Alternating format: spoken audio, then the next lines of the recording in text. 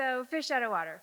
I feel like I kind of started as a fish drowning in water. I'm originally from Central California, where there are a lot of Indian people that like to watch you when you're Indian and tell your mom what you're doing and talk about it at temple. And then once they discovered WhatsApp, like it just really took off, right?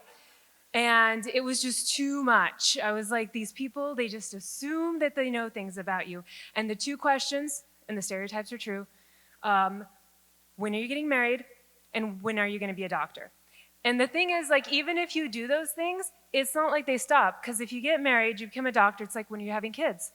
When are you having your second kid? When are your kids getting married? When are they becoming doctors? Like, there's no place where it stops. So when I got a job offer to move to Portland to teach middle school science, I was like, oh my God, freedom, right? Because I've been here and there's no Indians. There's maybe like one.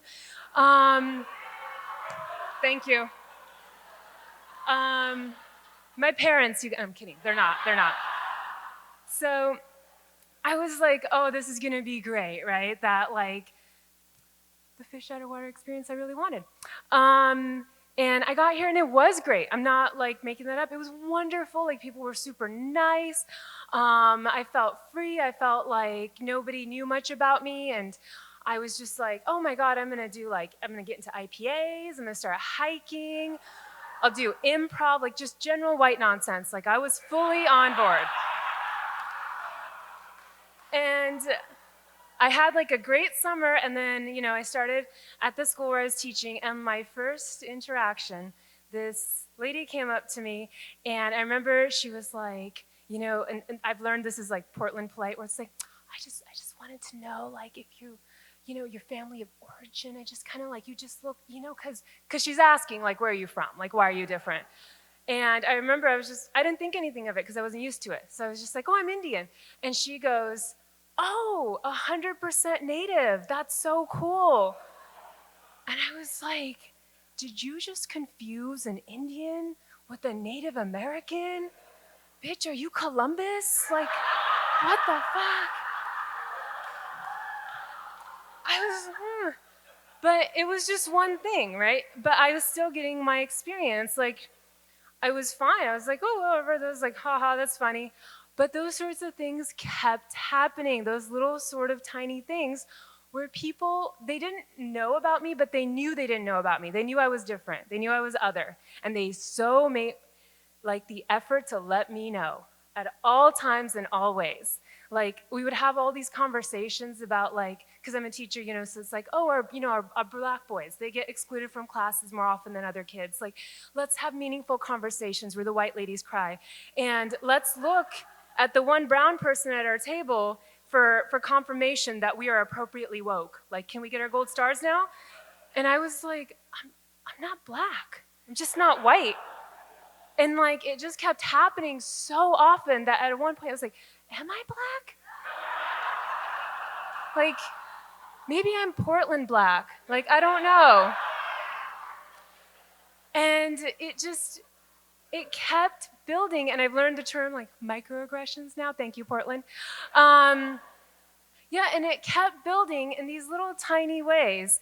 And before I knew it, I was kind of drowning again. And I was like, oh my God, it's the same thing. If it's people walking around assuming they know everything about me, assuming they know like where I'm from, what I want, the tragedy that was my life. It's like people just go in like, was it hard? And I'm like, being from Asian parents with money? Yeah, like not having student loans is so hard. Oh my God. Like, and I hated it because they just kept lumping us together. And so I was like, oh, shit, I'd moved here thinking like this was my great escape and I'm in the same place I've started.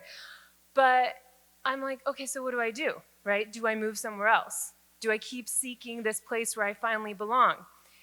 And I think, well, once you get old enough, 35 now, I'm like, I don't know if that place exists. But I don't think it exists yet. I think it can. And I think it could be here. Like, I'm not kidding. I think that one of the great things is that when I say things like this, people actually listen, because my family does not do that. Not at all. I can stand there and be like, hey guys, so these are my needs. And they're just like, what? Do you know what we sacrificed for you to come here and not be a doctor? Like, No. But here, I don't know what it is, but like people do. So I'm gonna go out on a limb and I'm gonna give you 3 requests because I'm not trying to leave again. Yeah? Okay. Request number 1. When you meet a person that is not white, please do not try to build this like bridge to us through anything you know about our culture. Like, you know, my sister-in-law went to India and she really liked it, and I love Bollywood theater. Like, I'm just telling you, like, there's samosas. I don't know, the garam masala, the garam is so good. I'm like, think about it from the other side. What if I walked up to you and was like, I've been to Pennsylvania. It's amazing. And Denny's, the mayo is delicious. It's like chewy. I like how it's chewy, right? It sounds insane. It makes you feel like there's nothing in common that you could bring up. So let me find this esoteric thing to let you know that I'm inviting you in. Just ask me regular shit. It's fine. I do the same things you do. I use Parking Kitty, you know, like go to Fred Meyer. It's fine. My second request. I know my name is difficult. I get that. I don't think you should be able to say my name right from the start. Darshanpreet, 12 letters, 3 syllables. I don't know if my mom hated me or if she's trying to make some sort of point. I get that. So it is fine when we meet and I'm like, hi, I'm Darshanpreet, for you to be like, what? And then I'm going to say it again and you're still going to be like, what?